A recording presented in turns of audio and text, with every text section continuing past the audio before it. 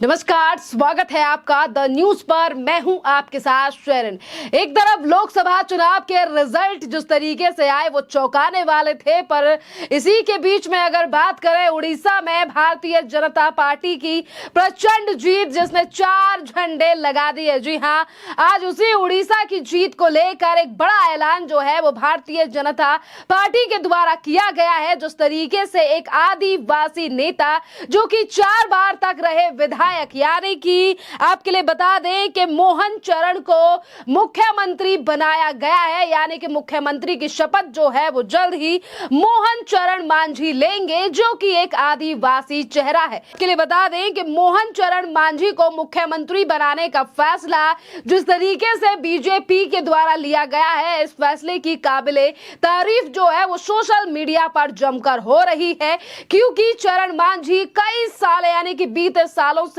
25 से 26 सालों से पार्टी से जुड़े हुए नेता हैं और इसी के साथ 4 बार विधायक और आरएसएस के भी खास नेता हैं। जिस तरीके से मौका दिया गया है मोहन चरण मांझी को, और ये खबर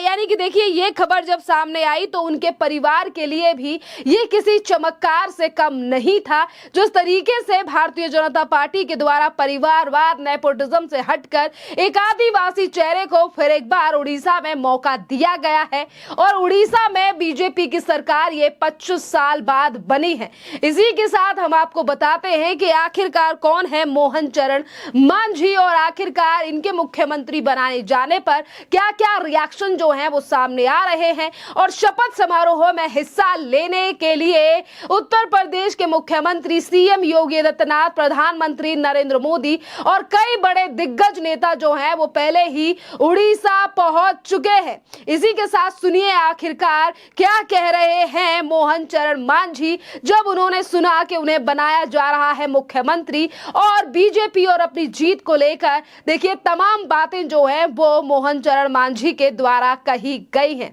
25 साल का तो संघर्ष हुआ और विरोधी दल का काम करते करते आज सरकार में आ गई। महाप्रभु जगन्नाथ की इसलिए मैं उनका आभारी प्रकट करता हूं और उड़ीसा का 4.5 कोटी लोगों का उनको भी धन्यवाद दे रहा हूं। और मेरे को महाप्रभु जगन्नाथ जी इतना बड़ा दायित्व दिया है उड़ीसा क्षेत्र में काम करने के लिए, और वो दायित्व निश्चित रूप से मैं निभाऊंगा। उड़ीसा लोगों का काम करने के लिए मैं निश्चित रूप से दायित्व लिया है और संकल्प भी लिया है। जो माननीय प्रधानमंत्री जी जो मोदी गारंटी का जो बात बोले काम करने के लिए, और निश्चित रूप से उड़िया लोगों के मोदी गारंटी का जो काम उसको निश्चित रूप से अगला 5 साल में करके दिखाऊंगा और निश्चित रूप से उड़िया लोगों को न्याय दूंगा। सर, आपने आज एक ट्वीट करके कहा कि भाजपा ही है और मोदी है, जिसमें आपके जैसा एक साधारण कार्यकर्ता का भी सीएम बनना संभव है। निश्चित रूप से देखिए, हमारा भाजपा का इसे विचारधारा अभी काम कर रहा है। मोदी जी जैसे आए प्रधानमंत्री के रूप में, एक चाय बेचने वाला एक आदमी होके आया और आज प्रधानमंत्री बोले। मैं भी एक साधारण परिवार से ही आया हूं, गरीब परिवार से मैं आया हूं, और आज निश्चित रूप से वो भाजपा भी संभव है। जो काम करेगा लोगों का सेवा करने के लिए, जो संकल्प लेगा, निश्चित रूप से वो पार्टी उनको सही पद पर, सही जगह में, सही टाइम पर वो निश्चित रूप से दायित्व देगा। वो बात आज सफल भी हुआ और आज मैंने भी जैसे एक गरीब परिवार से आते हुए काम करते करते निश्चित रूप से हमको मेरा विधानसभा काम करते करे मेरे को सारा उड़ीसा का काम और जिम्मेदारी मेरे को मिला। वो पार्टी का तो विचारधारा ऐसे ही बहुत अच्छा विचारधारा है। इसमें से लोगों का, गरीब लोगों का काम करने का निश्चित रूप से जो हमको दायित्व मिला, वो काम हमने अगले 5 साल तक में करते करते निश्चित रूप से लोगों का विकास धारा बढ़ाते हुए उनको न्याय दूंगा और लोगों का काम करूंगा। सर, आपके साथ साथ 2 डिप्टी चीफ मिनिस्टर भी बनाया गया, वो 3 अंचल से 3 जन को किया गया, तो उसमें पूरा उड़ीसा को रिप्रेजेंट देने के लिए कोशिश रहेगा। निश्चित रूप से आप देखिए, पश्चिम उड़ीसा से लेकर पूर्व उड़ीसा और उत्तर उड़ीसा, और केंद्रीय मंत्री भी ऐसे दायित्व पार्टी ने दिया जैसे कि पूरा उड़ीसा को, सारा उड़ीसा को काम करने के लिए जो हमको आज डबल इंजन का सरकार आ गया। निश्चित रूप से हमारा जो संकल्प पत्र है भाजपा का उड़ीसा का प्रदेश में, वो संकल्प पत्र को लेते हुए हम जरूर सारा उड़ीसा को और जो मध्यवित्त और निम्न परिवार लोग जैसे उनका लेते हुए संकल्प पत्र बना हुआ है, उनको न्याय देने के लिए वो काम चारी तरफ अच्छा ढंग से हम करेंगे। सर, आप संकल्प पत्र में काफी कुछ लिखे हैं, तो उसमें कौन सा को प्राथमिकता देंगे आप? प्राथमिकता हम देखिए, वो जो सुभद्रा योजना हमने लिए ना, और उनके साथ साथ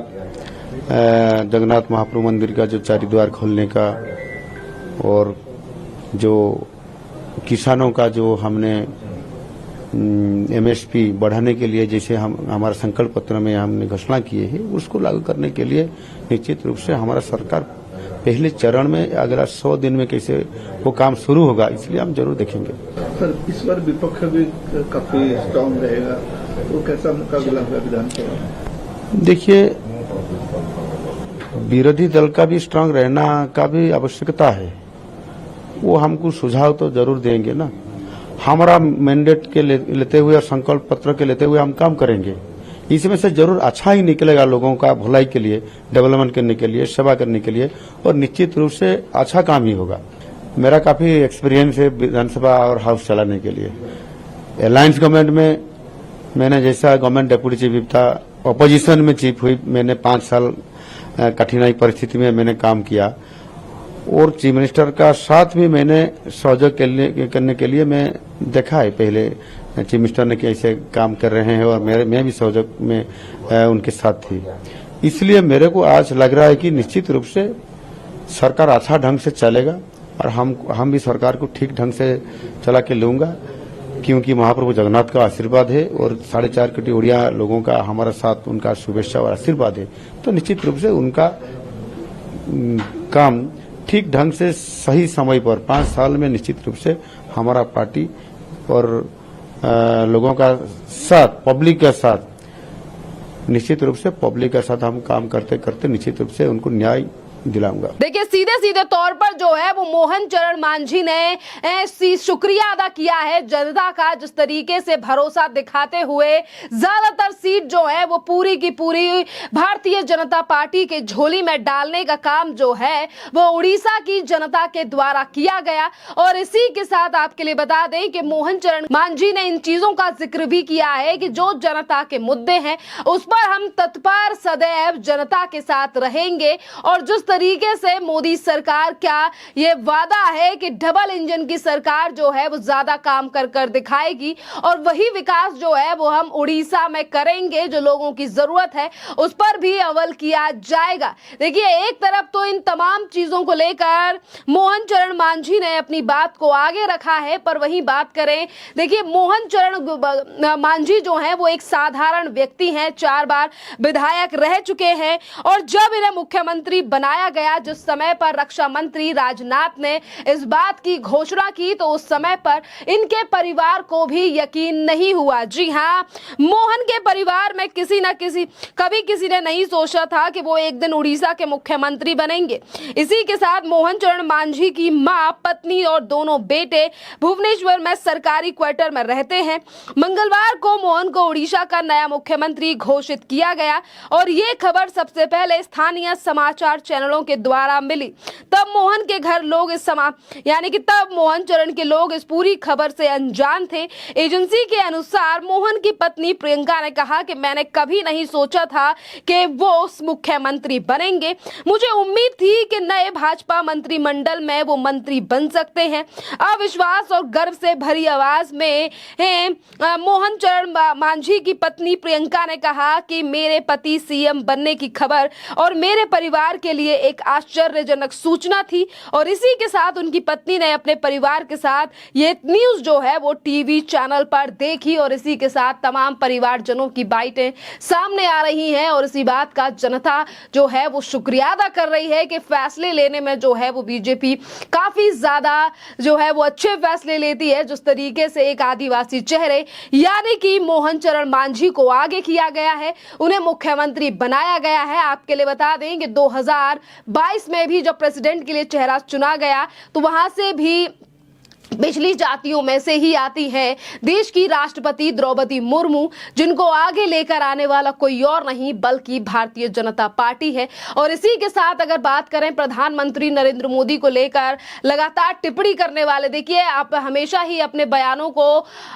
लेकर सुर्खियों में रहने वाले यानी कि नसरुद्दीन शाह ने एक द वायर को दिए इंटरव्यू में प्रधानमंत्री नरेंद्र मोदी को लेकर कहा है कि वो प्रधानमंत्री नरेंद्र मोदी को जाली वाली टोपी में देखना चाहते हैं। और इसी के साथ उन्होंने ये भी किया है कि जब मौलवियों ने पीएम मोदी को टोपी पहनने के लिए दी तो उन्होंने नहीं पहना, इस बात को भूलना नहीं चाहिए लोगों को। देखिए किस तरीके से जो है वो फिर एक बार नसरुद्दीन शाह अपने तमाम चीजों को लेकर या फिर ऐसा कहें कि पर्सनल कुछ चीजों को लेकर फिर एक बार प्रधानमंत्री नरेंद्र मोदी पर इस तरीके से टिप्पणी कर रहे हैं। खैर देखना अहम रहेगा कि इसको लेकर क्या चीजें और सामने आती हैं, पर आज जिस तरीके से नसरुद्दीन शाह की टिप्पणी सामने आई है ये लग रहा है कि कहीं ना कहीं नसरुद्दीन शाह एनडीए की सरकार को देखकर खुश नहीं है। खैर इस पूरे मामले पर आपकी जो भी राय हो आप हमें कमेंट कर जरूर बताइए। धन्यवाद।